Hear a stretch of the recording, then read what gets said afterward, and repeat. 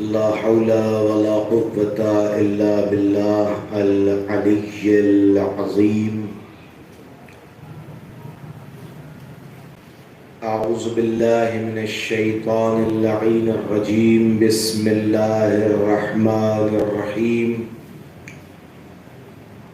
الحمد لله خالق العباد وساطه البلاد ومصيل الوهاد ومغضب النجاد. ليس لأوليته ابتداء ولا لأوليته انقضاء. هو الأول ولم يزل والباقي بلا أجل. خرت له الجباه ووحدته الشفاء. الصلاة والسلام وتحية والإكرام على النبي الأمي المدني المكي القرشي الأبتعي الهاشمي المطلبي السراج المضيء الكوكب الدري صاحب وقار والسكينة المدفون بعرض المدينة على العبد الرسول المؤيد النبي الممجد المصطفى الأمجد صاحب التاج والمنبر والقطبة والمقبر والجبين الأطهر والحسب الأشهر والنسب الأنور والخد الأحمر أبي القاسم محمد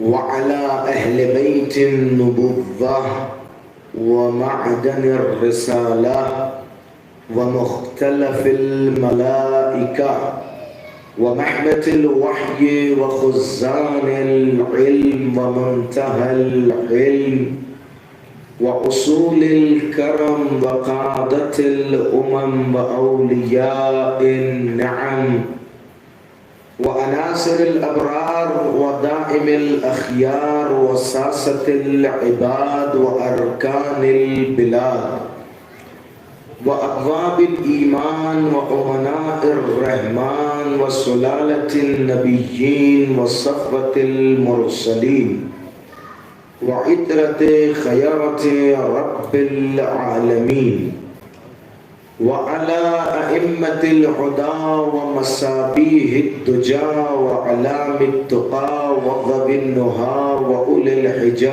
وكهف الورى وورثة الأنبياء ومثل الأعلى والدعوة الحسنى وحجج الله على أهل الدنيا وعلى صاحب دعوة النبوية والصولة الحيدرية والعصمة الفاطمية والصلح الحسنية والشجاعة الحسينية والعبادة السجادية والآثار الباقرية والعلوم الجعفرية والحلوم الكاظمية والحجج الرضوية والجود التقوية والنقاوة النقوية والهيبة الأسكرية والغيبة المحدبية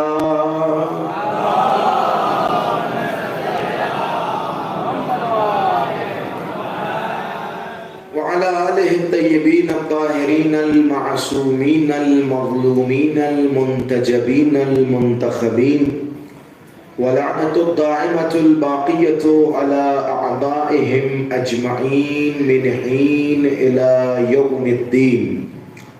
أما بعد فقد قال الله تعالى في محكم كتابه ومتقن خطابه بسم الله الرحمن الرحيم ولا تلبسوا الحق بالباطل وتكتموا الحق وانتم تعلمون. صلوات پڑھنے پر محمد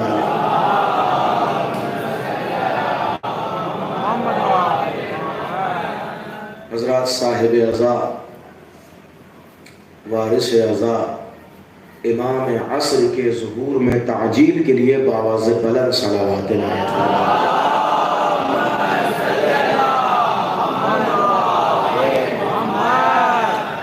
الحمدللہ.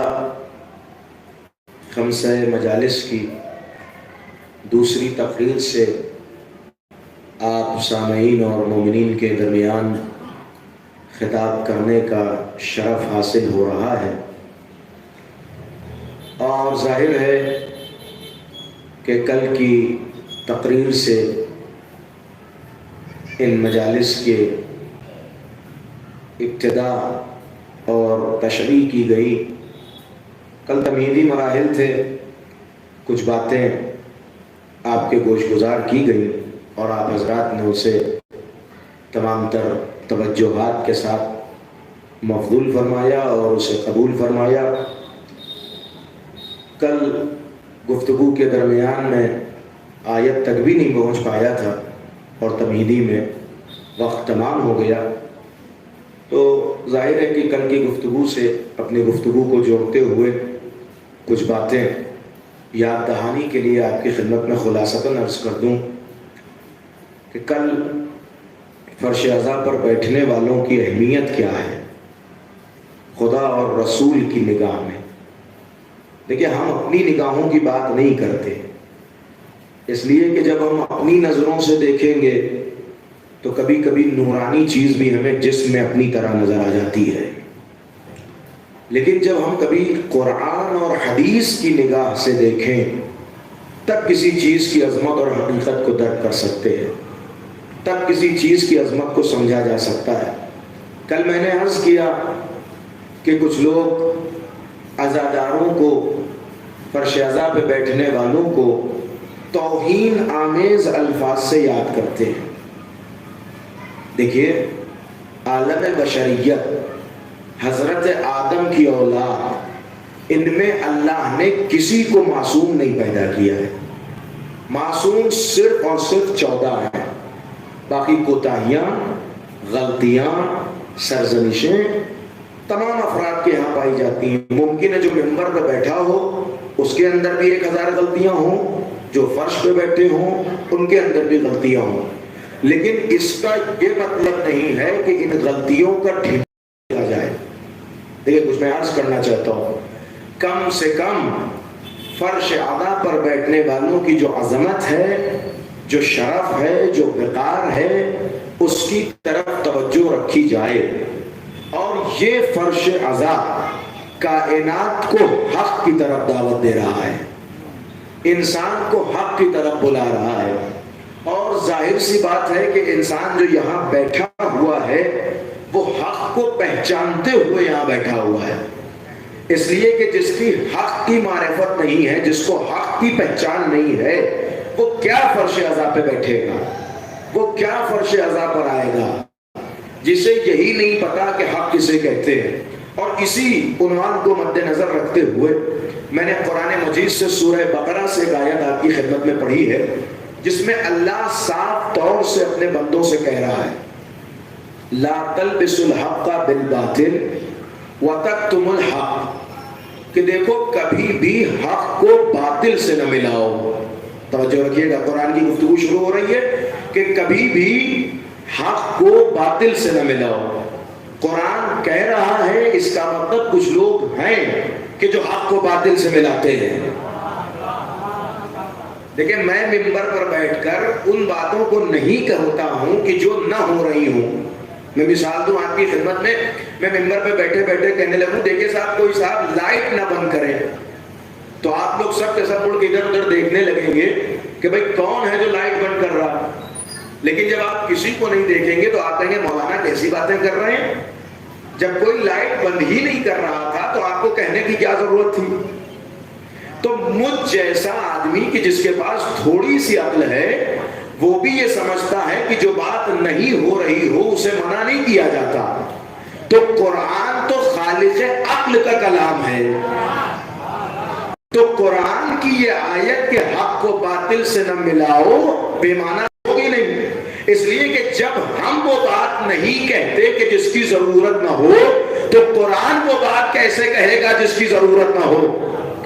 اچھا, یہ آیت نبی کے زمانے میں آئی, ممکن ہے اس دور میں کچھ لوگ ایسے رہے ہوں جو حق کو باطل سے ملاتے ہوں, تو پھر آج اس آیت کو قرآن سے نکال دینا چاہیے بھائی, منسوخ کر دینا چاہیے. کوئی دوسری آیت نازل ہو جاتی جو کہتی کہ صاحب یہ آیت منسوخ ہو گئی, لیکن نہ یہ آیت منسوخ ہے, نہ یہ آیت کے اوپر کوئی ناسخ موجود ہے, بلکہ یہ آیت کل بھی حکم کے طور پہ تھی, آج بھی حکم کے طور پہ موجود ہے. تو ماننا پڑے گا کہ کل بھی کچھ ایسے لوگ تھے جو حق کو باطل سے ملاتے تھے, اور آج بھی کچھ ایسے لوگ ہیں جو حق کو باطل سے ملا رہے ہیں. تبھی تو قرآن ان سے خطاب کر کے کہہ رہا ہے کہ دیکھو حق کو باطل سے نہ ملاؤ. اور پھر قرآن نے آگے کیا کہا, وَلَا تَلْبِسُوا الْحَقَّ بِالْبَاطِلِ, حق کو باطل سے نہ ملاؤ, وَتَكْتُمُوا الْحَقَّ, اور کبھی حق کو نہ چھپاؤ. غور کیجئے, میں کچھ عرض کر رہا ہوں, یہ تو قرآن کی آیت ہے نا, اس پہ تو کسی کو کوئی اعتراض نہیں ہو سکتا, کیونکہ قرآن کہہ رہا ہے تو کام کرنے کے لیے کیا, ایک تو کبھی بھی حق کو باطل سے نہ ملاؤ. یعنی قرآن صاف لفظوں میں کہہ رہا ہے کہ 2 2 4 کی بات کرو, 2 2 پونے 4 والا مسئلہ نہیں چلے گا کہ بھئی یہ بھی ٹھیک ہے, وہ بھی ٹھیک ہے, یہ بھی صحیح ہے, وہ بھی صحیح ہے, یہ بھی حق پر ہے, وہ بھی حق پر ہے. ایسا نہیں چلے گا. قرآن کہہ رہا ہے کہ اگر مرد ہو تو حق کو حق کہو, باطل کو باطل کہو. سنیے, میں کچھ عرض کرنا چاہتا ہوں, حق کو حق کہو, باطل کو باطل کہو. اور منبر پر بھی اسی کو آنے کا حق ہے کہ جس کے اندر حق کو حق کہنے کی جرات ہو. ذرا اس بات پر, اور میں جملہ مکمل کروں, منبر پر اسی کو آنے کا حق ہے کہ جس کے اندر حق کو حق کہنے کی جرات ہو, حق کو حق کہنے کی طاقت ہو. اور فرش اعلیٰ پہ بھی اسے آنے کا حق ہے جس کے اندر حق کو سن کے برداشت کرنے کی قوت ہو.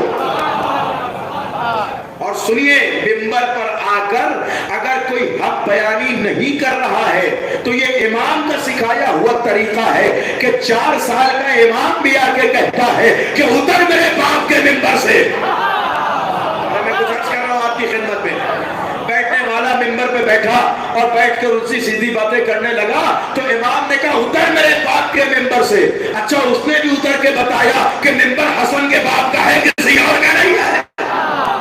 صلوات پڑھے محمد علی محمد کی ذات پر.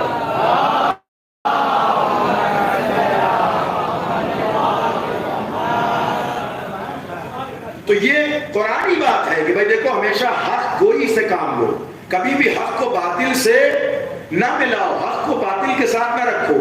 اور ہماری قوم کا امتیاز ہی یہ رہا ہے کہ ہماری قوم شیعت ہمیشہ حق کے ساتھ رہی ہے. اور دیکھیں, یہ میں کوئی جذبات میں یا آپ کو خوش کرنے کے لیے نہیں کہہ رہا ہوں, بلکہ کنز العمال جیسی کتاب کہ جو اہل سنت کی بڑی معتبر کتاب ہے, اس میں بھی حدیث موجود ہے کہ العلی مع الحق والحق مع العلی, کہ علی حق کے ساتھ, حق علی کے ساتھ. اس کا مطلب جو علی کے ساتھ وہ حق ہے, شیعہ علی کے ساتھ ہے وہ حق ہے. بھئی یہی ہے نا حدیث, کیا کہہ رہی حدیث کہ علی حق کے ساتھ, حق علی کے ساتھ. اب یہ بالکل فیکٹ ہے کہ شیعت حق کے ساتھ ہے. اب ممکن ہے کہ ہر آدمی اپنی کچمچ بیانی کو حق کا نام دے دے, اپنی باتوں کو حق کا نام دے دے, اپنے نظریات کو حق کا نام دے دے, لیکن میں آپ کی خدمت میں عرض کروں کہ ساری دنیا حق ہو سکتی ہے, لیکن سب سے بڑا حق ہے علی. غور کیجئے, میں میرے پاس جو روایتیں ہیں میں اس کی روشنی میں آپ کی خدمت میں عرض کر رہا ہوں, اور ایک بڑی عظیم گفتگو تک آپ کو لے جانا ہے. اس سے بڑا کوئی حق نہیں ہے. اور قرآن کہہ رہا ہے کہ کبھی بھی حق کو باطل سے نہ ملاؤ اور حق کو نہ چھپاؤ. ہماری قوم کا مسئلہ ہی یہ رہا کہ ہم نے کبھی بھی حق کے نام پہ سمجھوتا نہیں کیا. اگر دیکھیں ہم سمجھوتے کر لیتے تو کبھی بغداد میں ہمارا خون نہ بہتا, کبھی سامرہ میں ہمارا خون نہ بہتا, کبھی عراق میں ہمیں نہ مارا جاتا, کبھی ہمارے خون کا گارا نہیں بنوایا جاتا, کبھی شیعوں کو مسجدوں میں قتل نہ کیا جاتا. یہ ہمارا قتل ہونا بتا رہا ہے کہ ہم نے کبھی باطل کی بیعت نہیں کی. میں کچھ عرض کر رہا ہوں میں آپ کی خدمت میں, چنگا قتل ہونا بتا رہا ہے کہ ہم نے کبھی بھی باطل کی بیعت نہیں کی، اس لیے کہ قربانیاں اور شہادت وہی دیتا ہے جو باطل کے مقابلے میں کھڑا ہوا ہو۔ ہمارا مسجدوں میں خون بہنا، امام بارگاہوں میں خون بہنا، بم بلاسٹ سے شہید ہو جانا اس بات کی دلیل ہے کہ ہم نے کبھی بھی حق کا دامن نہیں چھوڑا اور ہم نے کبھی بھی ایک انچ بھی باطل کو تسلیم نہیں کیا۔ اس لیے کہ یہ کوئی بات نہیں ہے کہ انسان حق کو بھی مانے اور باطل کا ساتھ بھی دیتا رہے۔ بھئی اس کو منافقت کہا جاتا ہے، اس کو شیعت نہیں کہا جاتا ہے۔ شیعت کا معنی یہ ہے کہ حق کو حق ہو اور باطل کو باطل کو، اور کبھی بھی حق کو نہ چھپاؤ، اور ہم نے ہمیشہ حق بیانی کی ہے۔ اچھا یہ پتہ کیسے چلے کہ حق کیا ہے؟ تو نبی نے تو ایک سیدھا سا فارمولہ بتا دیا کہ جو بھی علی کے ساتھ ہے وہ حق ہے۔ میں غور کیجئے، میں کچھ عرض کر رہا ہوں، لیکن یہ حدیث صرف ہمارے یہاں نہیں موجود ہے، علماء اہل سنت نے بھی اس کو لکھا کہ العلی مع الحق والحق مع علی، جو بھی علی کے ساتھ ہے وہ حق ہے۔ اب جو چیز بھی علی کے ساتھ ہے، جو ذات بھی علی کے ساتھ ہے، جو لوگ بھی علی کے ساتھ ہیں، وہ سب حق ہیں۔ یعنی جو ذات علی کے ساتھ ہو وہ ذات حق، جو بات علی کے ساتھ ہو وہ بات حق، جو فکر علی کے ساتھ ہو وہ فکر حق، جو ذکر علی کے ساتھ ہو وہ ذکر حق، جو رات علی کے ساتھ ہو وہ رات حق، جو فرش علی کے ساتھ ہو وہ فرش حق، جو آدمی علی کے ساتھ ہو وہ آدمی حق، جو بات علی کے ساتھ ہو وہ بات حق، جو کتاب علی کے ساتھ ہو وہ کتاب حق، جو نظریات علی کے ساتھ ہو وہ نظریات حق، جو تفکرات علی کے ساتھ ہو وہ تفکرات حق۔ نبی کہہ رہے ہیں نا کہ جو علی کے ساتھ ہے وہ حق اور جو علی سے دور ہے وہ نا حق۔ تو مانیے نا جو بات علی کی نہیں وہ نا حق، وہ باطل، جو ذات علی سے دور ہو وہ باطل، جو فکر علی سے دور ہو وہ باطل، جو ذکر علی سے دور ہو وہ باطل، جو عالم علی سے دور ہو وہ باطل۔ لیکن آپ کی خدمت میں جملہ عرض کر رہا ہوں، جو عالم علی سے دور، عالم کا احترام سر آنکھوں پر ہے، عالم کی بات سر آنکھوں پر ہے، لیکن کب تک؟ جب تک وہ حق کے ساتھ ہو۔ جس دن عالم حق سے دور ہو جائے پھر روایت آ کے کہتی ہے کہ عالم اگر جس دن حق سے دور ہو جائے اپنے دین کے بارے میں اسے چھوڑ دو۔ یہ روایت کہہ رہی ہے، امام معصوم نے فرمایا ہے کہ جس دن تمہیں یہ سمجھ میں آ جائے کہ یہ باطل سے فیصلہ کر رہا ہو تو پھر حق کے معاملے میں اس کی کوئی بات نہ مانو، حق سے اس کو اپنے دین کے معاملے میں اس سے دور ہو جاؤ۔ تو یہ قرآنی فیصلہ ہے کہ دیکھو ہمیشہ حق کے ساتھ رہو۔ تو یہ تو نبی نے بتا دیا کہ جو جو علی کے ساتھ ہے وہ حق ہے، لیکن سب سے بڑا حق کیا ہے؟ تو دیکھیں کائنات کا سب سے بڑا حق ہے لا الہ الا اللہ، اس سے بڑا کوئی حق نہیں ہے۔ آپ غور کیجئے، کائنات کا سب سے بڑا حق ہے لا الہ الا اللہ۔ سنیے گا، میں دھیرے دھیرے گفتگو پہ آ رہا ہوں اور ایک منزل تک آپ کو لے جانا ہے۔ لا الہ الا اللہ، اس سے بڑا کوئی حق نہیں ہے، اور اس حق کو نبی نے دینے کے لیے پہلے 23 سال محنت کی ہے۔ دیکھیں نبی جس دن آئے اسی دن آگے کہہ سکتے تھے لا الہ الا اللہ، لیکن اس دن نبی نے نہیں کہا لا الہ الا اللہ، بلکہ پہلے 40 سال تک محنت کی، اس کے بعد کہا لا الہ الا اللہ۔ بھئی کہا یا نہیں کہا؟ تبلیغ کے آپ جانتے ہیں نبی کی 63 سال زندگی ہے، 63 سال میں 23 سال نبی نے تبلیغ کی ہے، 23 سال تبلیغ کی تو 40 سال کیا کیا؟ 40 سال کیا کیا پیغمبر نے؟ 40 سال یہ ماحول بناتے رہے کہ جب میں کہوں لا الہ الا اللہ تو ان کو سمجھ میں آ جائے۔ یعنی میں اگر جملہ واضح کر کے کہوں تو یہ ہوگا کہ نبی نے ایک دن یہ بتایا کہ لا الہ الا اللہ حق ہے، باقی 40 سال ان کے دلوں سے باطل کو نکالتے ہیں۔ اور کیجئے، میں کچھ عرض کر رہا ہوں، اس کا مطلب یہ ہے کہ نبی کا سکھایا ہوا طریقہ ہے کہ جب تک باطل دل سے جائے گا نہیں حق دل میں آئے گا نہیں۔ اسی لیے نبی نے پہلے 40 سال ان کے دل سے باطل کو نکالا، جھوٹے خداؤں کو نکالا، پھر کہا کہو لا الہ الا اللہ، اللہ ایک ہے۔ یہ کائنات کا سب سے بڑا حق۔ دوسرا حق محمد رسول اللہ، محمد اللہ کے رسول ہیں، یہ کائنات کا سب سے بڑا حق۔ دیکھیں غور کر رہے ہیں آپ؟ اچھا اس حق کو کہنے کے لیے نبی نے انتظام کیا کیا؟ آپ کو پتا ہوگا کہ جب سب سے پہلی مرتبہ نبی نے کہا لا الہ الا اللہ تو نبی سارے مکے والوں کو لے کے کوہ ابو قبیس پر گئے، اور جانے کے بعد پہاڑ کے اوپر کھڑے ہوئے اور پہاڑ پہ کھڑے ہو کے کہتے ہیں کہ اگر میں کہوں کہ اس پہاڑ کے پیچھے ایک بہت بڑا لشکر ہے کہ جو تمہیں مارنا چاہتا ہے، تمہیں قتل کرنا چاہتا ہے، تو کیا تم میری بات کا یقین کرو گے؟ ان سب نے کہا یا رسول اللہ میں آپ کی بات کا یقین کروں گا، کہ اگر جا کے دیکھو وہاں لشکر نہ ہو تو کیا کہو گے؟ تو سب نے بیک زبان ہو کے کہا کہ یا رسول اللہ ہم اسے اپنی آنکھوں کا دھوکہ مانیں گے، آپ کو جھوٹا نہیں کہہ سکتے۔ عرض کر رہا ہوں میں کچھ آپ کی خدمت میں، اور بہت عظیم تحفہ آج آپ تک دینا ہے مجھے۔ کیا کہا نبی نے کہ اگر میں کہوں اس پہاڑ کے پیچھے لشکر ہے اور تم جاؤ دیکھو لشکر نظر نہ آئے تو کیا کہو گے؟ کہ یا رسول اللہ ہم آپ کو سچا کہیں گے، ہم یہ کہیں گے کہ لشکر ہے ہمیں نظر نہیں آ رہا ہے۔ اب نبی نے کہا کہو لا الہ الا اللہ، یعنی پہلے ان سے اپنی صداقت کی گواہی لے لی، پھر کہا کہو لا الہ الا اللہ۔ نبی کا معمول یہ تھا کہ پہلے اپنے آپ کو سچا منوا لیا کہ بھئی یہ نبی کی زبان پہ کتنا بھروسہ کرتے ہیں، لیکن جیسے ہی نبی نے کہا کہو لا الہ الا اللہ تو وہی مجمع جو نبی کی بڑھ بڑھ کے تعریف کر رہا تھا اسی میں سے آدھے منحرف ہو گئے۔ اس کا مطلب سب کو پتا ہے کہ نبی سچ بولتے ہیں، لیکن حق سب سے ہضم نہیں ہوتا ہے۔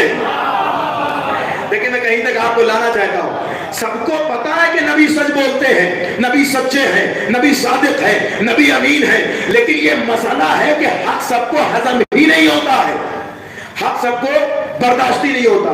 لیکن نبی نے کہاں لے جا کے کہا؟ کوہ ابو قبیس پر، بلند پہاڑ پہ کھڑے ہو کر۔ اس کا مطلب ایک بات یہ پتہ چلی کہ جب جب نبی حق کا اعلان کریں گے تو کسی بلندی پہ کھڑے ہو کے کریں گے۔ ارے میں کچھ عرض کرنا چاہتا ہوں آپ کی خدمت میں، لیکن میں لا رہا ہوں آپ کو منزل تک۔ اس کا مطلب نبی چاہتے تو مسجد میں مکے میں کسی پتھر پہ کھڑے ہو کے اعلان حق کر سکتے تھے، کسی بلند جگہ پہ کھڑے ہو کے اعلان حق کر سکتے تھے، لیکن نبی نے بلند جگہ کو چنا، پہاڑ کو چنا، اور بلندی سے کھڑے ہو کر کہا لا الہ الا اللہ، اس لیے کہ لا الہ الا اللہ سب سے بڑا حق تھا۔ تو نبی نے طریقہ بتایا کہ جب جب نبوت حق کا اعلان کرے گی تو بلند مقام سے کھڑے ہو کے کرے گی، مجمع نیچے ہوگا نبی بلند مقام پہ ہوں گے، مجمع نیچے ہوگا نبی بلند مقام پہ ہوں گے۔ اب ہمیں معیار حق پتا چلا کہ نبی جب جب حق کا اعلان کریں گے تو وہ بلند مقام سے کریں گے۔ اب سمجھ میں آیا کہ نبی غدیر کے میدان میں بزد کیوں ہوئے کہ ممبر بناؤ،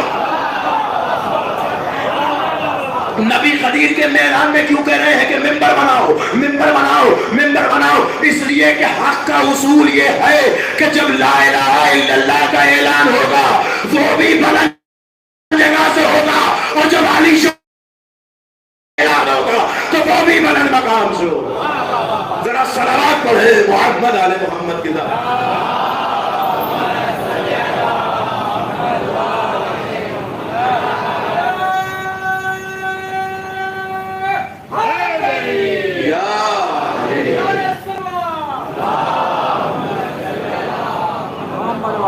لیکن غور کیجئے، میں ایک منزل تک آپ کو لانا چاہتا ہوں۔ اس کا مطلب حق لا الہ الا اللہ محمد رسول اللہ علی ولی اللہ، یہی حق ہے، ان سے بڑا کوئی حق نہیں ہے۔ اب باقی جتنے حق ہیں وہ اسی تین کے زمرے میں ہیں۔ نماز حق ہے، روزہ حق ہے، جہاد حق ہے، خمس حق ہے، تولا حق ہے، تبرع حق ہے، سب کچھ حق ہے، لیکن سب سے بڑے حق یہی تین ہیں، لا الہ الا اللہ محمد رسول اللہ علی ولی اللہ۔ اگر ان کے بعد سارے حق کو انجام دیا گیا تو حق حق ہوگا۔ اور کر رہے ہیں یا نہیں کر رہے ہیں؟ نماز حق ہے لیکن کب؟ جب ان حقیقتوں کے اقرار کے بعد ہو، نہیں تو نہ جانے کتنے نماز پڑھنے والے ایسے تھے جو قتل حسین میں شامل تھے۔ بھئی ہے یا نہیں؟ ابن ملجم نے روزہ رکھ کے امیر المومنین پہ تلوار چلائی۔ اس کا مطلب روزہ نماز معیار نہیں ہے، معیار یہ ہے کہ یہ نماز حق والی ہے یا نہیں ہے، یہ روزہ حق والا ہے یا نہیں ہے۔ تو میں نے آپ کی خدمت میں یہاں تک عرض کیا کہ سب سے بڑا حق لا الہ الا اللہ محمد رسول اللہ علی ولی اللہ۔ اب آئیے وہی آیت جو میں پڑھ رہا ہوں، قرآن کیا کہہ رہا ہے کہ لا تلبسوا الحق بالباطل، کہ حق کو باطل سے نہ ملاؤ۔ تو دیکھیں تین حق جو سب سے بڑے ہیں، ایک لا الہ الا اللہ، ایک محمد رسول اللہ، ایک علی ولی اللہ۔ قرآن کی اس آیت کو ذرا سامنے رکھیے کہ یہ آیت کس حق کی بات کر رہی ہے۔ دوسرا جملہ کیا ہے آیت کا؟ کہ حق کو باطل سے نہ ملاؤ اور حق کو نہ چھپاؤ۔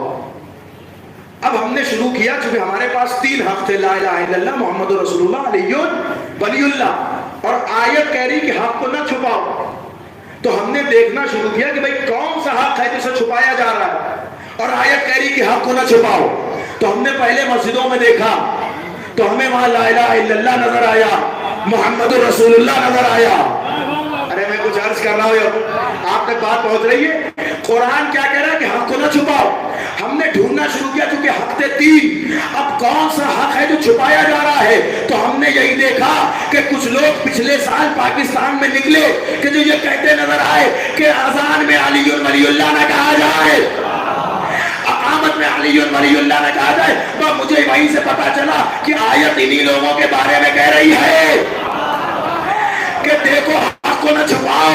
اب کیا کیا جائے؟ بات بڑھتے بڑھتے یہاں تک آ گئی کہ کچھ لوگ ایسے نظر آئے جو کہنے لگے اذان سے علی کا نام ہٹاؤ، اور اب کچھ لوگ ایسے نظر آنے لگے جو کہنے لگے مجلس میں علی کے نام کی کیا ضرورت۔ صلوات پڑھے محمد آل محمد کی ذات پر۔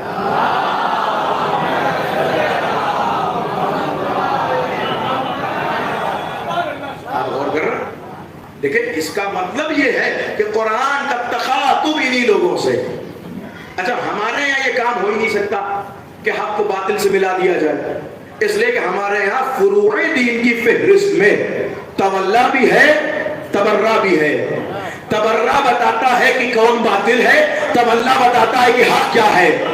یعنی ہم نے ہمیشہ حق اور باطل کو الگ رکھا ہے، کبھی ملانے کی کوشش نہیں کی ہے۔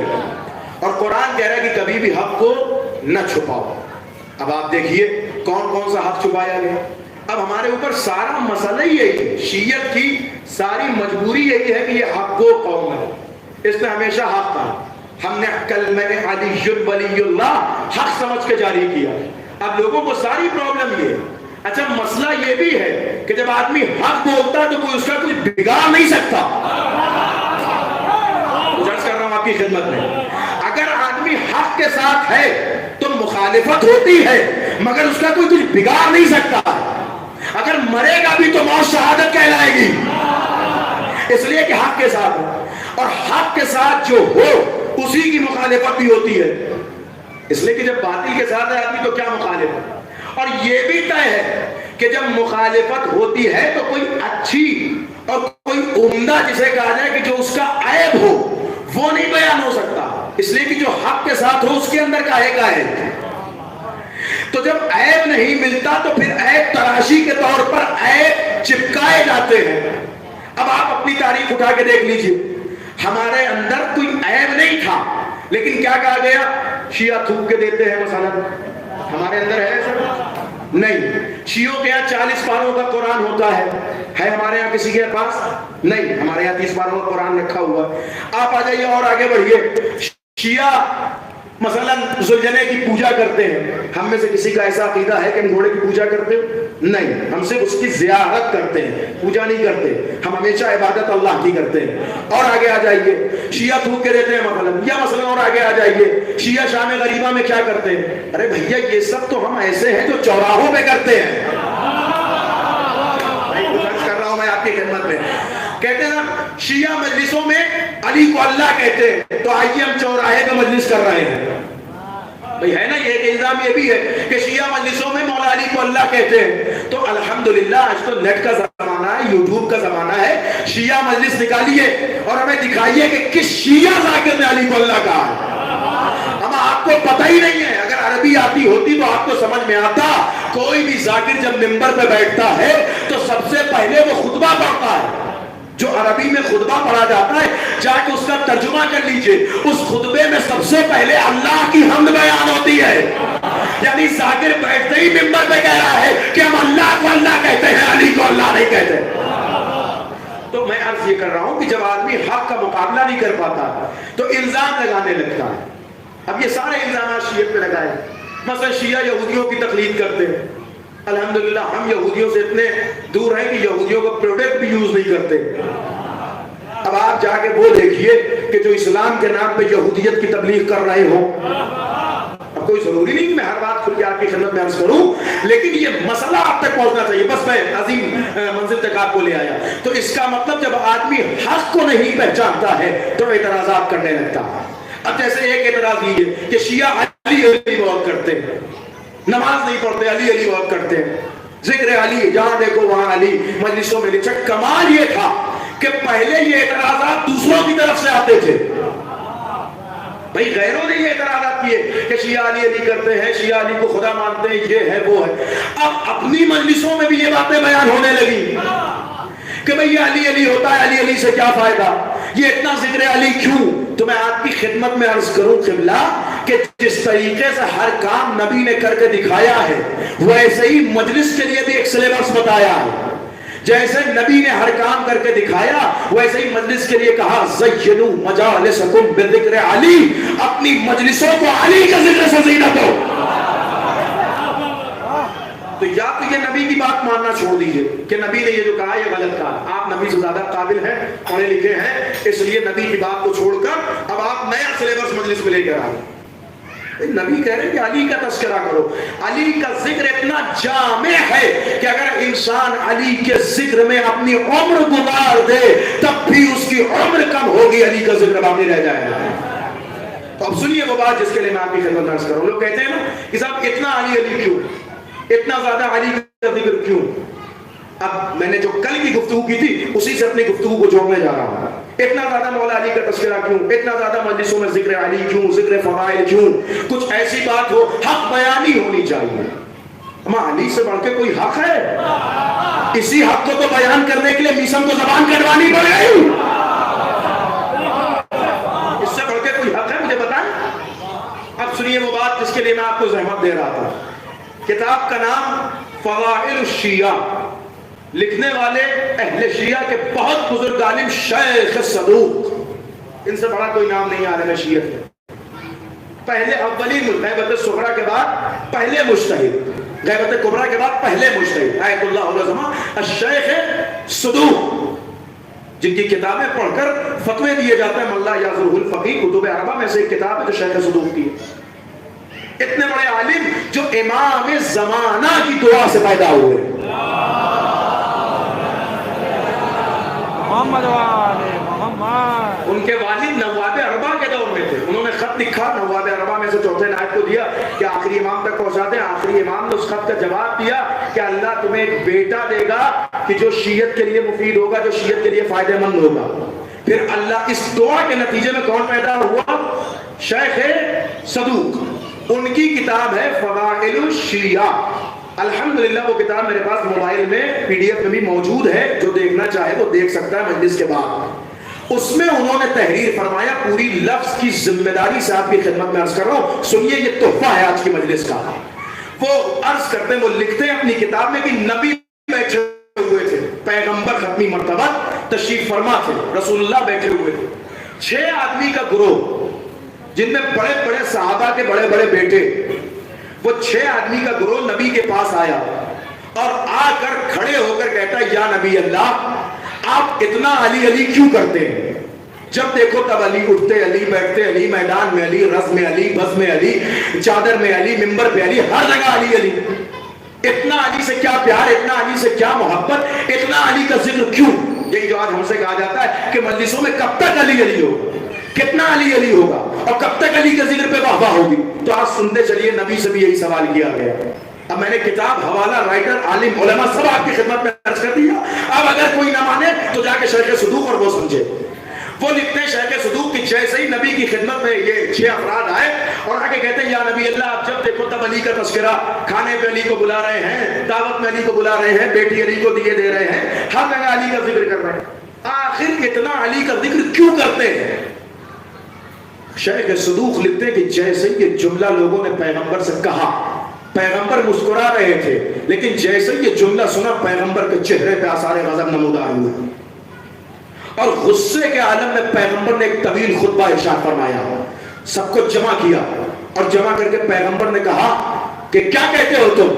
کہ یا رسول اللہ ہم یہ پوچھنا چاہتے ہیں کہ آپ اتنا علی کا ذکر کیوں کرتے ہیں؟ کیا کوئی اور آپ کو نظر نہیں آتا؟ کوئی اور باتیں آپ کو نظر نہیں آتی؟ بھئی ان کا یہ کہنا بتا رہا ہے کہ نبی ہر وقت علی علی کرتے تھے، تبھی تو وہ آگے نبی سے کہہ رہے ہیں. تو نبی نے کہا ما یبال بقوم یذکر منزلتہ کمنزلتی، کہ اس قوم کو کیا ہو گیا ہے کہ اس کی منزلت کے بارے میں سوال کر رہی ہے جس کی فضیلت میری فضیلت کی طرح ہے.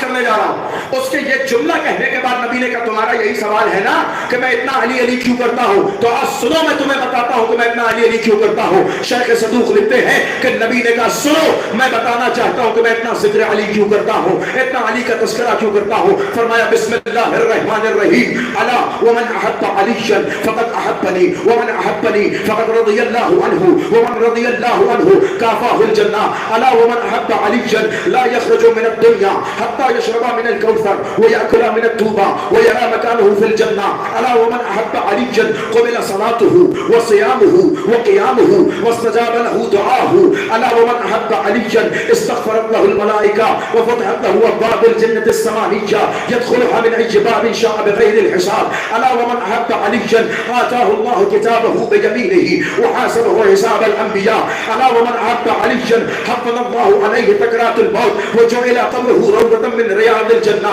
ألا ومن أحب عليا آتاه الله لكل عرق في بدنه مورا ومدينة في الجنة ألا ومن أحب عليا ألا ومن أحب عليا بعث الله إليه ملك الموت كما يبعث على الأنبياء ودفع الله عنه هول منكر ونكير ونبر قلبه وبيض وجهه وكان مع حمزة السيد الشهداء ألا ومن أحب عليا أثبت الله في قلبه الحكمة وجرى على لسانه الثبات وفتح الله عليه أبواب الرحمة ألا ومن أحب عليا سمي في السماوات والأرض أسير الله ألا ومن أحب عليا أسير سمي نجاه الله من النار ألا ومن أحب عليا حفظ الله عليه سكرات الموت وجعل قبره روضة من رياض الجنة ألا ومن أحب عليا ناداه ملك من تحت العرش يا عبد الله استان في العمل فقد غفر الله لك الذنوب كلها ألا ومن أحب عليا جاء يوم القيامة وجهه كالقمر ليلة البدر ألا ومن أحب عليا فزع على رأسه تاج الملك وألبس حلة الكرامة ألا ومن أحب عليا جاز على الصراط كالبرق الخاطف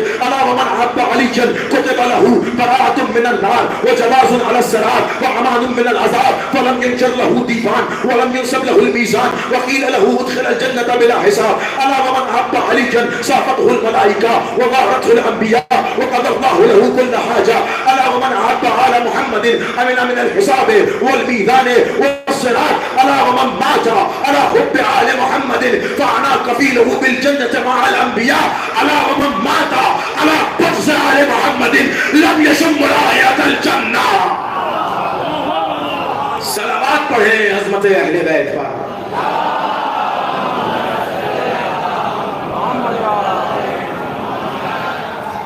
غور کیا؟ دیکھیں یہ عربی میں نے اس لیے نہیں پڑھی کہ میں آپ کو بتاؤں کہ مجھے عربی یاد ہے، نہیں تو الحمدللہ اتنی عربی پڑھ سکتا ہوں کہ ممبر سے ایک گھنٹہ عربی پڑھتا ہوں، ممبر پہ بیٹھا ہوں. یہ عربی اس لیے میں نے پڑھی کہ یہ نبی کی حدیث ہے اور آج کی پوری مجلس اس حدیث کا ترجمہ ہے. اب اعتراض کرو علی کے فضائل پر. آپ نے پوچھا، آپ نے غور کیا نا میں کیا عرض کر رہا ہوں؟ کیا کہا تھا اس نے کہ یا نبی اللہ آپ اتنا علی علی کیوں کرتے ہیں؟ نبی نے 20 جملے کی حدیث ارشاد فرمائی جس میں 19 جملہ علی کے فضائل ہیں. صرف علی علی، صرف علی علی. اب کہو نبی کے بارے میں کیا خیال ہے؟ اگر فضائل پڑھنے والے ملنگ ہوتے ہیں تو نبی کے بارے میں کیا خیال ہے؟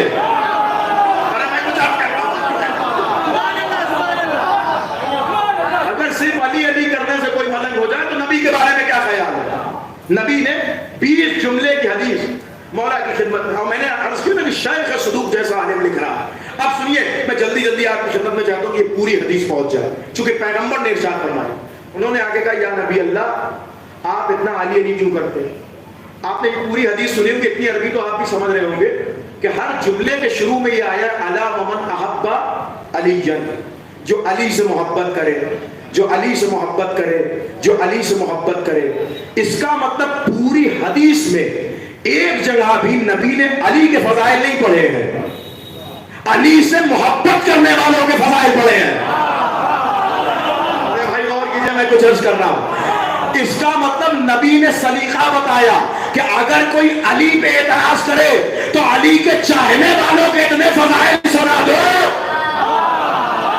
اور اس سے کہو کہ پہلے غلاموں کے فضائل ہضم کر کے دکھاؤ پھر آقا کے فضائل پہ بات ہو.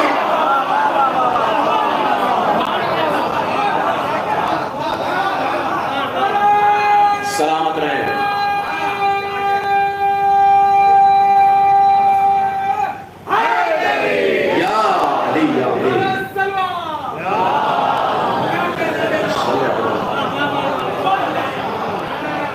دیکھیے غور کر رہے ہیں آپ. شیخ صدوق جیسا عالم لکھ رہا ہے, انہوں نے کیا کہا تھا, یا نبی اللہ آپ اتنا علی کا ذکر کیوں کرتے ہیں, اتنا علی کیوں کرتے ہیں؟ نبی نے کہا لو سنو میں بتاتا ہوں علی کا ذکر کیوں کرتا ہوں. اور 19 جملے, کل میں نے 3 فضیلتیں فرش اعظم پہ بیٹھنے والوں کی بیان کی تھی, اگر آپ کی ذہن میں کل کی مجلس ہے تو. آج 19 فضیلتیں سنیے اپنی. لیکن میں آج اس سال تو یہی سب پڑھ ہی رہا ہوں کہ پہلے ہمیں اپنی معرفت ہونی چاہیے کہ ہم کون ہیں. ہم اپنے, میں نے اس سال بنگلور میں عشرہ اولا خطاب کیا, میرا موضوع دیکھ سکتے ہیں آپ, وہاں جا کے دیکھ سکتے ہیں. میں نے یہی پڑھا ہے کہ بھائی ہم اپنے, اور اس کی پڑھنے کی وجہ بھی ہے اس لیے کہ آج کل بہت سارے لوگ ہیں جو منبر پر آ کر عزاداروں کی توہین کر رہے ہیں.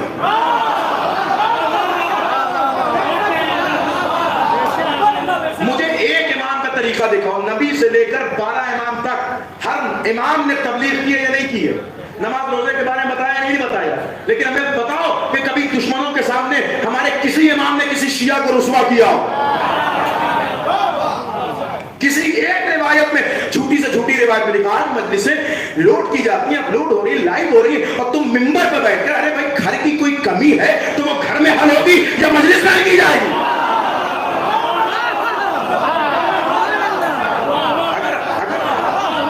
اگر ہمارے اندر کوئی کمی ہے تو ہم کو بتاؤ نا, آگے چوراہے میں آگے ذکر کرنے کی کیا ضرورت ہے؟ اور اسی سے لوگ مس یوز کر رہے ہیں. بھئی کل تک جو یہ شیعہ نماز نہیں پڑھتے, شیعہ علی نہیں کرتے, آپ نے آگے ایسا بہکایا لوگوں کو. کس نے کہا شیعہ نماز نہیں پڑھتے؟ کس نے کہا شیعہ نماز نہیں پڑھتے؟ آپ نے 1-2 لوگوں کو ایسا دیکھ لیا, قیاس کر کے پوری مجلس اسی میں پڑھی جا رہی ہے. مت جاہل ہے آپ, شیعوں سے بہتر تو کسی کی نماز ہی نہیں ہے.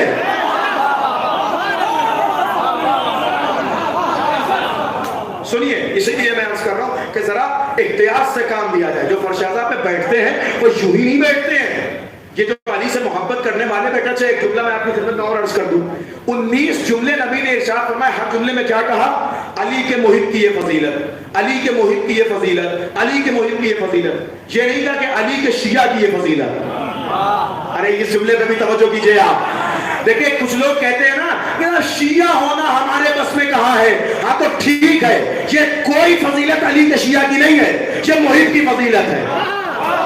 نبی نے کہیں نہیں کہا جو علی کا شیعہ اس کی یہ فضیلت, کہا علی کے محب کی یہ فضیلت ہے. جب محب کی یہ فضیلت ہے تو شیعہ کی کیا فضیلت ہوگی؟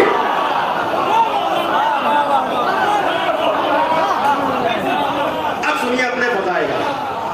دیکھیں ہمیشہ آپ کیا کرتے ہیں, ذاکرین کی زبانی سے مولا علی کے فضائل سنتے ہیں. آج نبی کی زبانی سے اپنے فضائل سنیں کہ آپ کون ہیں. یہ مت سمجھیے کہ اگر ہم اہل بیت کے لیے جان دے رہے ہیں, فرش پہ بیٹھ رہے ہیں, تو اہل بیت ہمیں کم نوازا ہے, بہت نوازا ہے. اس حدیث کے بعد تو آپ جھوم اٹھیں گے کہ کیا اہل بیت نے عطا کر دیا اپنے صدقے میں.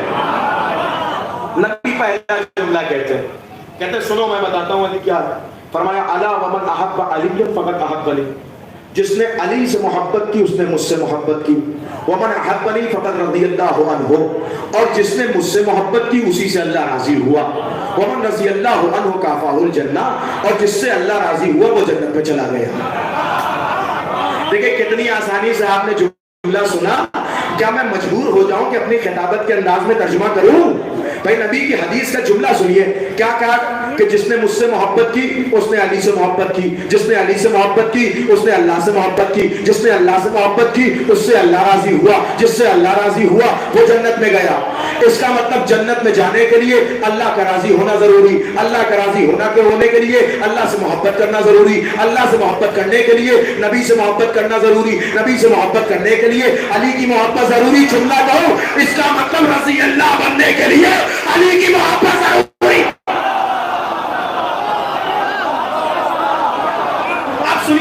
ایک جملہ رضی اللہ بننے کے لیے علی سے محبت کرنا ضروری ہے.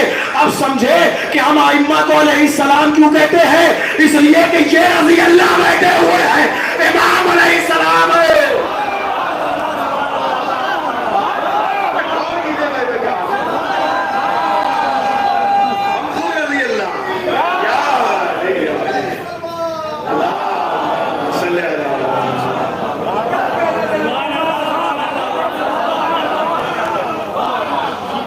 نبی کی حدیث کی روشنی میں ہمارے یہاں رضی اللہ فرش پہ پائے جاتے ہیں. یہ بیٹھے ہوئے رضی اللہ جتنے ہیں ہمارے یہاں تو ہمارا معصوم علیہ السلام ہے. جب نبی خود ہمیں رضی اللہ بنا کے جا رہے ہیں الا من احب علی فقد احبنی ومن احبنی فقد رضی اللہ عنہ ومن رضی اللہ عنہ کافہ الجنہ. یہ پہلا جملہ. سنیے دوسرا جملہ پھر کیا فرمایا؟ فرمایا الا ومن احب علی لا يخرج من الدنيا حتى يشرب من الكوثر ويأكل من الطوبى ويرى مكانه في الجنة. جس نے علی سے محبت کی وہ اس وقت تک دنیا سے جائے گا ہی نہیں جب تک اسی دنیا میں کوثر کا پانی نہ پی لے. کوثر کا پانی نہ پی لے. وَيَأْكُلَ مِنَ الطُّوبَى درخت طوبہ میں سے کچھ کھا نہ لے. وَيَرَى مَكَانَهُ فِي الْجَنَّةِ جنت میں اپنا مکان دیکھ نہ لے. اس کا مطلب وہ دنیا سے بعد میں جائے گا. پہلے اسے کوثر کا پانی پلایا جائے گا, درخت طوبہ کا کھانا کھلایا جائے گا, جنت میں اس کا مکان دکھایا جائے گا. بھائی غور کیجئے, میں آپ دیکھیں آپ کا چپ ہونا میرے لیے یہ ضروری کر دے رہا ہے کہ میں جملے کی توضیح کروں. بھائی کیا کہہ رہے ہیں نبی کہ علی کے چاہنے والے کو پہلے یہ چیزیں دی جائیں گی پھر دنیا سے لے جایا جائے گا. دیکھیں لے جایا دو طریقے سے جاتا. آپ نے بھی دیکھا ہوگا, ہم نے بھی دیکھا ہوگا. ایک مرتبہ پولیس کسی مجرم کو لے جاتی ہے, کیا انداز ہے, مارتے ہوئے لے جاتی ہے, پیٹتے ہوئے لے جاتی ہے, کالر پکڑ کے گھسیٹتے ہوئے لے جاتی ہے. لیکن یہی پولیس اگر کسی وی آئی پی کو لے جائے, بھائی اور کیجئے میں کچھ عرض کر رہا, تو انداز بدل جاتا ہے. وہ آئے گی ادب سے بات کرے گی, سر آئیے یہ پانی لے لیجئے, سر آئیے یہ کھانا کھا لیجئے, سر دیکھیں یہ والا روم آپ کے لیے صحیح رہے گا یا نہیں رہے گا. اس کا مطلب یہ ہے کہ مہمان کو الگ طریقے سے لے جایا جاتا ہے, مجرم کو الگ طریقے سے لے جایا جاتا ہے. نبی کیا کہہ رہے کہ علی کا چاہنے والا جب دنیا سے رخصت ہوگا پہلے کوثر کا پانی پیے گا, جنت کا کھانا کھائے گا, جنت میں اپنا وی آئی پی روم دیکھ کے دنیا سے جائے گا. اس کا مطلب علی کا چاہنے والا دنیا سے مجرم کی طرح نہیں جائے گا, جنت کے مہمان کی طرح جائے گا.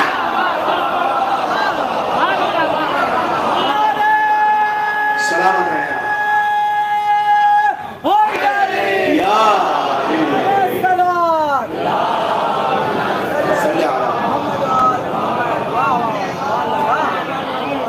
جنت کے مہمان کی طرح جائے گا. اب سنیے نبی کا تیسرا جملہ.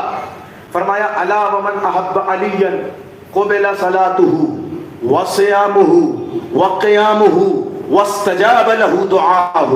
فرمایا جو علی سے محبت کرتا ہے اسی کی نماز قبول ہے, اسی کا روزہ قبول ہے, اسی کا قیام قبول ہے, اور اسی کی دعا بھی قبول ہے.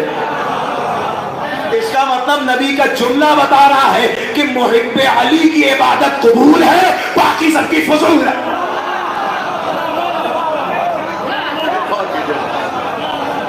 پھر کیا فرمایا؟ فرمایا الا ومن احب علی استغفرت له الملائکہ وفتحت له ابواب الجنة الثمانیہ يدخلها من ای باب شاء بغیر الحساب. فرمایا جو علی سے محبت اختیار کرے ملائکہ اس کے لیے استغفار کرتے ہیں. غور کیا آپ نے جملے پہ؟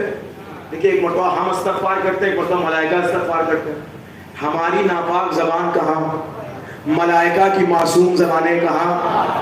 تو خود استغفار کرنا اور ہے, ملائکہ سے استغفار کروا لینا اور ہے. اور نبی کہہ رہے ہیں کہ جب علی کا چاہنے والا دنیا میں آتا ہے اور دنیا میں رہتا ہے تو ملائکہ اس کے لیے استغفار کرتے ہیں. اس کا مطلب ملائکہ کا کام ہے ہمارے لیے استغفار کرنا, تو ہمارا کیا کام ہے؟ ملائکہ کا کام ہے ہمارے لیے استغفار کرنا, ہمارا کام ہے فرش پہ بیٹھ کے علی علی کرنا. میں کچھ عرض کر رہا ہوں, ادھر ہم علی علی کرتے ہیں, ادھر ملائکہ ہمارے لیے استغفار کرنے لگتے ہیں. استغفرت له الملائکہ وفتحت له ابواب الجنت الثمانیہ، فرمایا علی کے چاہنے والوں کے لیے جنت کے 8 دروازے کھول دیے جاتے ہیں۔ ابھی ساری کی ساری امت پریشان ہے کہ جنت کا ایک دروازہ کھل جائے، اور نبی کہہ رہے ہیں علی کے چاہنے والوں کے لیے جنت کے 8 دروازے کھل جاتے ہیں۔ بھیا کبھی دیکھا ہے کہ گھر میں آنے کے لیے کسی کے لیے سارے دروازے کھول دیے جائیں؟ بھائی ایسا استقبال تو گھر والے کا ہی ہوتا ہے۔ نبی کی حدیث بتا رہی کہ جنت کا 8 دروازہ کھول کے ملائکہ کہیں گے ارے قبلہ جدھر سے آنا چاہے ادھر سے چلے آ۔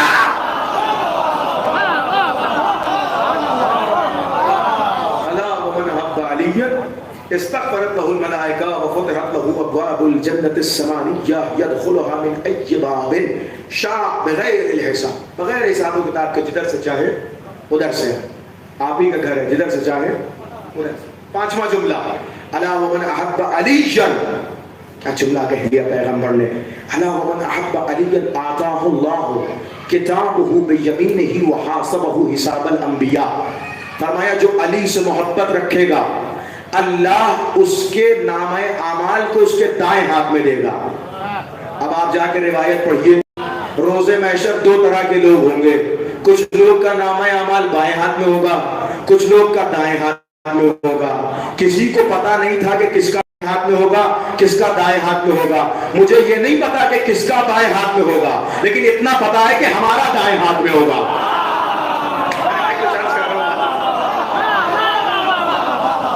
مجھے یہ نہیں پتا کہ کس کا بائیں، لیکن نبی بتا کے جا رہے ہیں کہ علی کے چاہنے والوں کا حساب و کتاب کا نامہ اعمال دائیں ہاتھ میں ہوگا، یعنی وہ جنتی ہوں گے۔ پھر کیا فرمایا وحاسبہ حساب الانبیاء، نبی کہہ رہے ہیں، نبی اور شیخ صدوق جیسا عالم لکھ رہا ہے، وہ کہتے ہیں جو علی سے محبت کرتا ہے وحاسبہ حساب الانبیاء، روز محشر اس کا حساب و کتاب انبیاء کی طرح لیا جائے گا۔ نہیں نہیں نہیں نہیں، جملہ آپ تک نہیں پہنچا، یعنی جس صف میں انبیاء کھڑے ہوں گے، جو لوگ نبیوں کا حساب و کتاب لے رہے ہوں گے، وہی شیعوں کا بھی حساب لیں گے۔ ارے اس سے عشق علی کی معراج نہیں کہتے تو کیا کہتے؟ یہ علی کی محبت کا کرم ہے نا کہ روز محشر چند لمحوں کے لیے صحیح ہمیں اور آپ کو صفِ انبیاء میں کھڑا کر دیا۔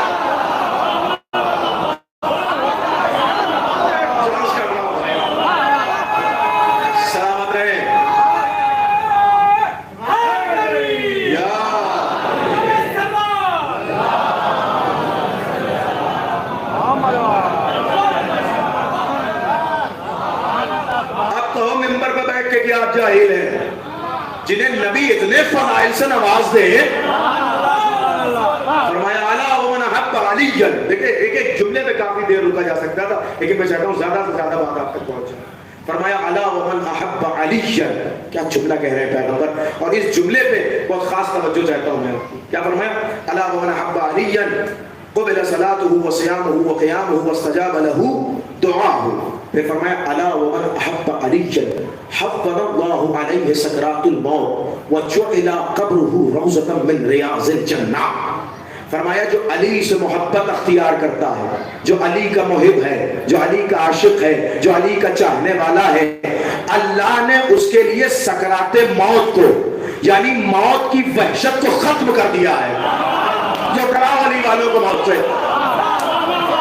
اب ڈراؤ علی والوں کو موت سے۔ نبی کیا کہہ رہے ہیں کہ حفظ اللہ علیہ سکرات الموت، موت کی مشکلات کو، موت کی ہولناکی کو، موت کے ڈروں کو اللہ نے علی والوں سے ہٹا دیا ہے، ختم کر دیا ہے۔ اب سمجھے علی والے موت سے کیوں نہیں ڈرتے ہیں؟ پھر کیا فرمایا؟ فرمایا جو الہ قبرہ روضۃ من ریاض الجنہ، اور جب علی والا مر کے جنت میں جاتا ہے نا تو اللہ ان کی جنت کو جنت کا ٹکڑا بنا دیتا ہے، ان کی قبر کو جنت کا ٹکڑا بنا دیتا ہے۔ یوسف مشہدی نہیں، میں بار بار کہہ رہا ہوں کہ سب سے بڑا مردہ شیخ صدوق جیسا عالم اور نبی کی زبان کی حدیث کیا کہہ رہے ہیں وہ، کہ جب علی کا چاہنے والا قبر میں جاتا ہے، جو الہ قبرہ روضۃ من ریاض الجنہ، اللہ ان کی قبر کو روضہ کا معنی جا کے کسی ڈکشنری میں لغت میں دیکھ لیجئے، روضہ کا معنی ہوتا ہے حصے کے، اللہ ان کی قبر کو جنت کا حصہ بنا دیتا ہے، جنت کا حصہ بنا دیتا ہے۔ ارے میں آپ کی مبارک سماعت میں جملہ کہہ دوں، کیا کہہ رہے ہیں نبی کہ علی کے چاہنے والے کی قبر کو اللہ جنت کا حصہ بنا دیتا ہے. چاہنے والا جنت میں نہیں جاتا, جنت خدا نہیں کہتا.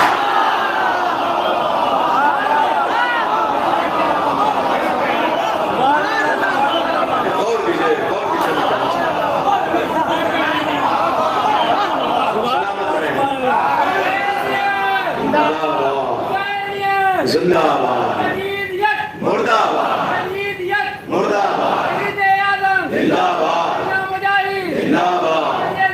زندہ آباد, زندہ آباد, زندہ آباد, زندہ آباد, لبیک یا حسین, لبیک یا حسین, یا علی.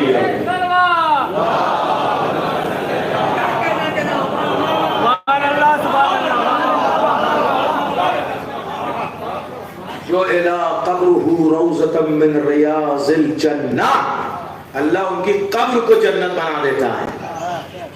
جنت خود چل کے قبر تک آتی ہے.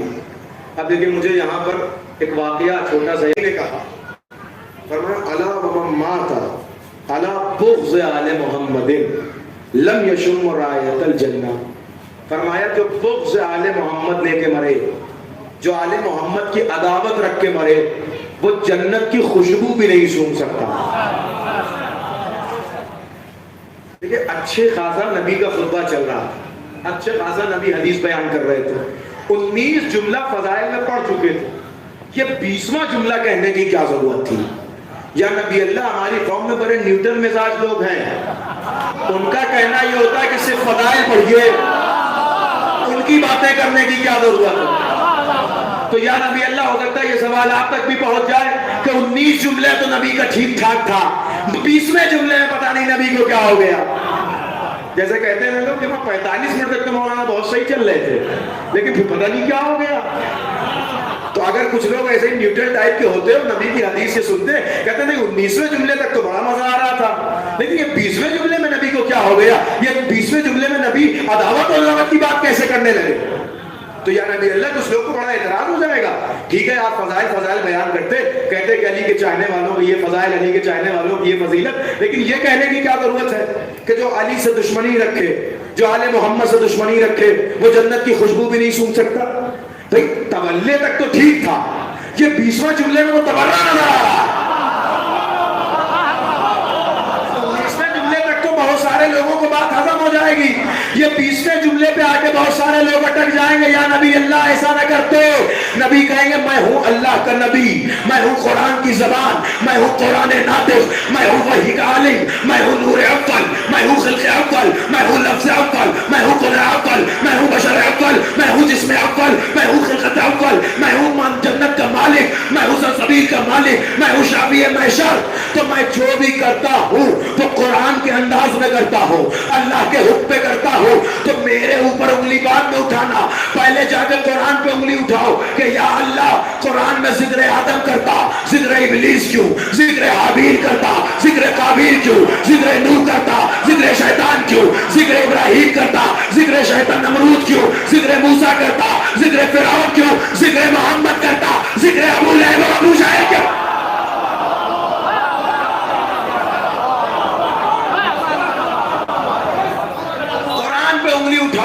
کہ جب یہ سارے پوزیٹیو نیگیٹیو ذکر کرنے کی کیا ضرورت تھی, صرف اچھا بیان کرتا, آدم کے بارے میں بتاتا, موسیٰ کے بارے میں بتاتا, نوح کے بارے میں بتاتا, ابراہیم کے بارے میں بتاتا, نبی کے بارے میں بتاتا. ہمیں فرعون کی کیا ضرورت, ہمیں نمرود کی کیا ضرورت, ہمیں شیطان کی کیا ضرورت, ہمیں ابو جہل و ابو لہب سے کیا مطلب. تو شاید آواز قرآن آئے کہ میرا انداز یہ ہے, میرا مزاج یہ ہے, میں جانتا ہوں کہ جب تک تمہیں ظلمت کا پتہ نہ ہو نور کی قدر کا اندازہ نہیں ہوگا.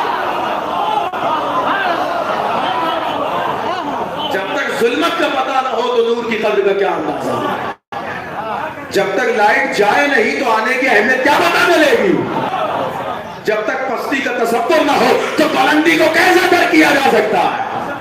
اسی طرح جب تک نمرود و شداد و فرعون کے بارے میں نہ پتا ہو تو موسیٰ کی اہمیت کیا سمجھو گے, ابراہیم کے کیوں نہیں پڑھی جاتی ہیں حدیثیں, بھائی حدیثیں کیوں نہیں بیان کی جاتی ہیں حدیثیں. میں یہ ایسا تھوڑی کتاب صرف میرے پاس موجود ہے، کتابیں موجود ہیں. آپ کو نہیں پتا کہ اہل بیت کے چاہنے والوں کی کیا فضیلت ہے؟ اگر کوئی گھر کی پرابلم ہوتی تو وہ گھر میں حل کی جاتی ہے. کسی ایک امام کا طریقہ نہیں رہا ہے کہ دشمنوں کے سامنے کبھی امام نے کسی شیعہ کو رسوا کیا ہے.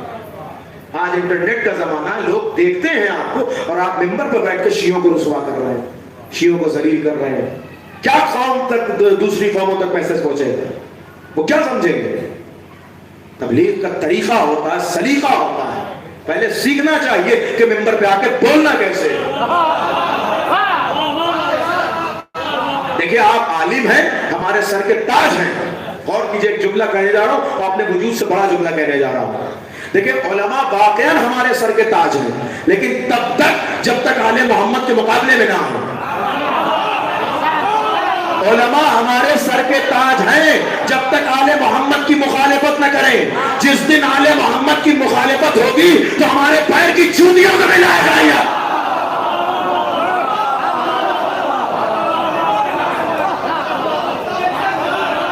ہمارے یہاں صرف آل محمد میں ہے. اگر آل محمد کے وفادار ہو تو ہم آپ کے ساتھ، اگر آل محمد کے نہیں تو پھر کسی کے نہیں. اس لیے کہ جو آل محمد کا نہ ہوا، جن کے اتنے احسان ہو ہمارے اوپر، وہ ہمارا اور آپ کا کیا ہو. جو علی کا نہیں وہ کسی کا نہیں، جو حسین کا نہیں وہ کسی کا نہیں. دیکھیں حضرات، میں چاہتا تھا کہ جناب زینب تک تذکرہ آ جائے، لیکن انشاءاللہ کل میں آپ کی خدمت میں کوئی باتیں عرض کروں گا. حالانکہ آج روز شہادت تھا شہزادی کا اور میں تذکرے کو یہاں تک لانا چاہتا تھا، لیکن وقت کی مجبوری ہے.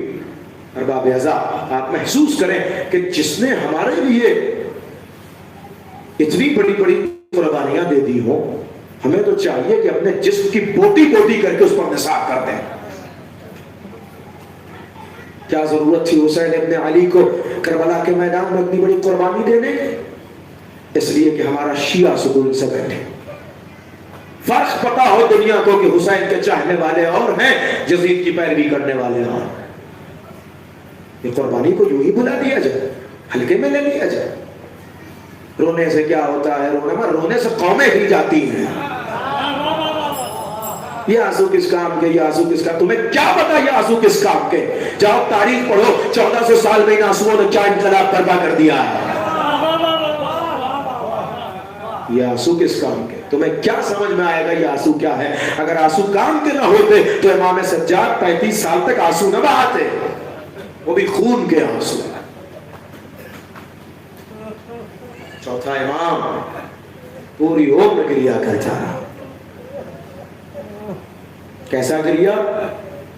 جب کسی نے پوچھا مولا کب تک گریا کریں گے؟ کہا یعقوب کے کتنے بیٹے تھے؟ کہا مولا بالا. کہا کتنے نگاہوں سے اوجھل ہوئے؟ کہا مولا ایک. کہا کتنا روئے یعقوب؟ کہا آنکھ کی روشنی چلی گئی. کہا میرے 18 یوسف میرے سامنے ذبح کر دیے. پلٹ کے اس نے کہا مولا شہادت تو آپ کے گھر کی میراث ہے. پھر امام نے طرف کے کہا شہادت میرے گھر کی میراث ہے، کیا ماں بہنوں کا بے ردا بازار میں لایا جانا؟ اللہ اکبر. دیکھیے ارباب اعضاء، جب آپ فضائل سن کے خوش ہوتے ہیں، نعرے لگاتے ہیں، تو ذاکر کو تقویت ملتی ہے، ذاکر کو سکون ملتا ہے. لیکن جب آپ مسائل میں روتے ہیں تو شہزادی کو سکون ملتا ہے. فقرہ ہے روایت کا، بہت سخت منظر تھا زینب کے لیے بازار شام میں بے ردا آ جانا. علامہ حافظ کے فرمائے حسین صاحب کا ایک جملہ آپ کی خدمت میں نقل کروں. وہ مسائل میں فرمایا کرتے تھے کہ زینب بھی کربلا میں ہی شہید ہوئی ہے.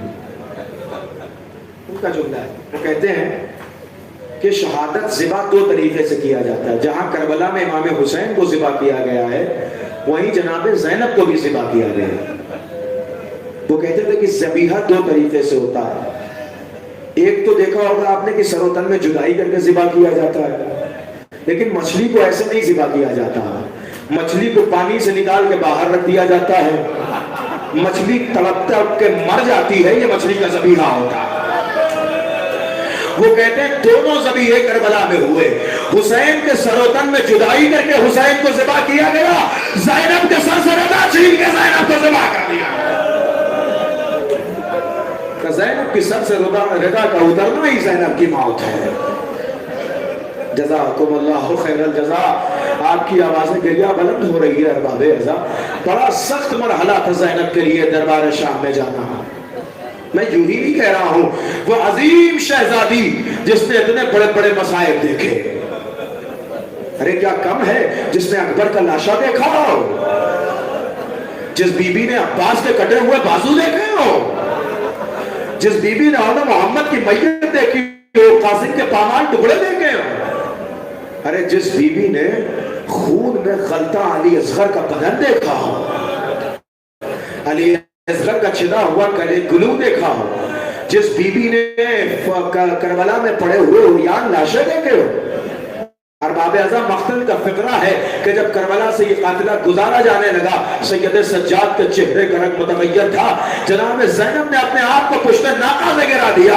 سید سجاد ادھر متوجہ ہوئے, کہے لال کیا تم بھی عالم غربت میں ساتھ چھوڑ دو گے؟ کہے پھوپھی اماں, جس کا جوان بیٹا موجود ہو اس کے باپ کا لاشا.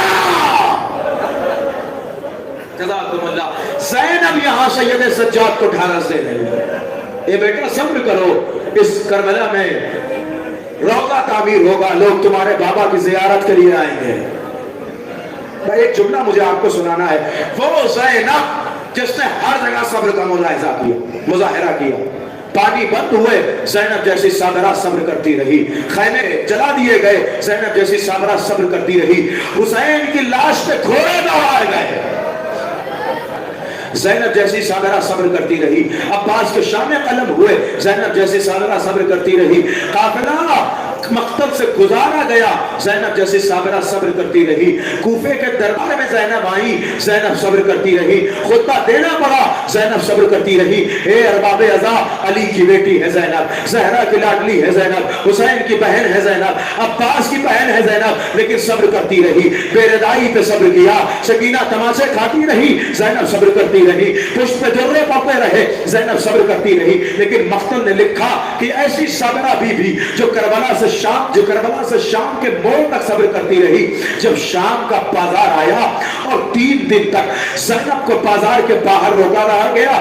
زینب پوچھتی تھی کیا ہو رہا ہے؟ کہا ابھی دربار سجایا جا رہا ہے, ابھی بازار سجایا جا رہا ہے. جب بازار کی آئینہ بندیاں ہو گئی, ایک مرتبہ ظالم کا حکم ہوا کہ زینب کو دربار اور بازار میں داخل کیا جائے.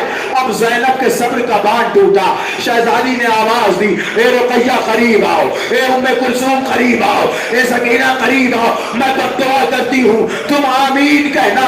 ساری بیویاں جمع ہو گئی.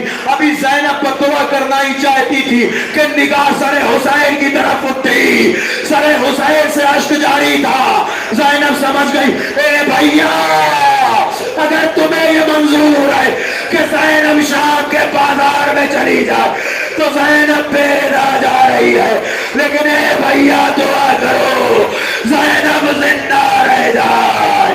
ہائے شام کا بازار, شرابیوں کا ہجوم, میرے دالی کی بیٹی. کوئی کہتا تھا حاضی سبایا من بنات رسول اللہ. اے شام والو, یہ نبی کی بیٹیاں ہیں, یہ علی کی بیٹیاں ہیں, انہیں پتھر مارو. کوئی پتھر مارتا تھا, کوئی درے مارتا, کوئی تازیہ میں برساتا. لعنت اللہ علیہ